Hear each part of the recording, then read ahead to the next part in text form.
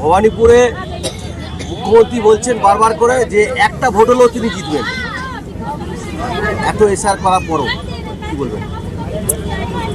আমরা তো কোনো মানে এটা কোনো টিয়া পাখি এনে রাখিনি যে ওনাদের মতো ওনারা যেটা বলেন, অভিষেক ব্যানার্জি আমাদের যুবরাজ বলেন 50টা ভোটে নামিয়ে আনবে, বিজেপি 50-এর থেকে বেশি পাবে না।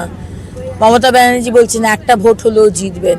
ওনাদের কাছে বড় বড় অ্যাস্ট্রোলজার আছে, টিয়া পাখিরা আছে, আমাদের কাছে বাংলার মানুষ আছে।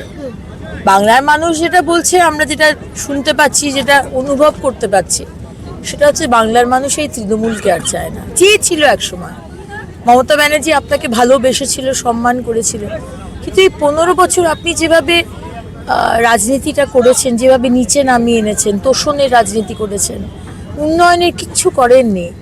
বাংলার মানুষ বলছে যে এবার আর তৃণমূল নয়, এবার আর মমতা ব্যানার্জি নয়, এবার তারা বিজেপিকে চায়, মোদিজিকে চায়। আজকে দোল পূর্ণিমার দিনে বাংলার মানুষকে এই বার্তাই দিতে চাই যে শান্তি ফিরে আসুক এই বাংলায়। ইন্ডাস্ট্রি হবে, চাকরি হবে, স্বাস্থ্য হবে, শিক্ষা হবে, সবই হবে, কিন্তু শান্তি না থাকলে কিচ্ছু হবে না। শান্তির পরিবেশটা আগে ফিরিয়ে আনা দরকার। সৌজন্যবোধ, সেগুলো সব হারিয়ে গেছে পশ্চিমবঙ্গ থেকে। ছোটরা বড়দেরকে সম্মান করে না, বড়রা ছোটদের কথা শোনে না, এক দলের লোক অন্য দলের লোককে সহ্য করতে পারে না, মহিলাদের কোনো সম্মান নেই, তাদের ইজ্জত টাকায় কেনা বেচা করা হয়।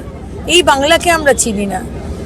আমরা সেই আগের বাংলাকে ফিরিয়ে আনতে চাই, যে বাংলা সোনার বাংলা হবে, শান্তি থাকবে, সবাই সবাইকে সম্মান করবে, ভালোবাসবে।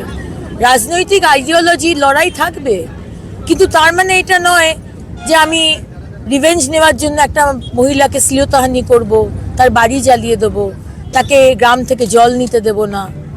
এই বাংলাকে আমরা চিনি না। আমি চাই রঙিন বাংলা আবার ফিরে আসুক, সবার জীবনে রং ফিরে আসুক, এবং শান্তিতে বাংলা আবার জেগে উঠুক, সবার ভালো হোক, সবার উন্নয়ন হোক।